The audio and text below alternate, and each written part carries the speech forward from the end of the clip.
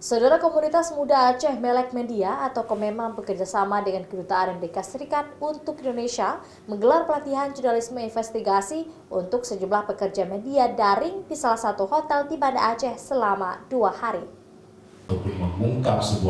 Sedikitnya 40 pekerja media dan mahasiswa di Banda Aceh turut menjadi peserta pelatihan investigasi bagi jurnalis pemula dan muda untuk menambah pengalaman dan wawasan terkait investigasi. Apalagi media daring merupakan salah satu platform utama yang digunakan masyarakat untuk mencari dan mendapatkan informasi. Jurnalisme investigasi biasanya tidak hanya membuka sebuah tabir atau misteri besar dalam sebuah isu politik ataupun skandal. Reportase investigasi berbasis daring juga dapat mengangkat sebuah isu yang memberi apresiasi pada sebuah keberhasilan kebijakan pelayanan publik yang selama ini kurang mendapatkan tempat di media massa.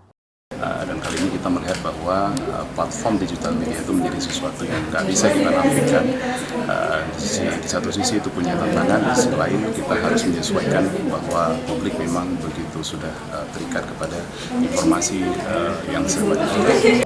Deputi Konsul US Consulate Medan, Jessica Pancata, mengatakan pemerintah Amerika Serikat terus mencari langkah terbaik untuk membatasi informasi hoaks. Salah satunya dengan memberikan pelatihan jurnalisme yang menghadirkan praktisi media.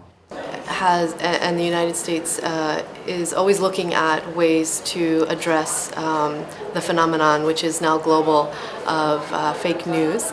And we have developed different programs that try to raise awareness about this issue and train practitioners as to how to address it. Kemajuan platform media digital sangat berkembang pesat sebagai sumber informasi.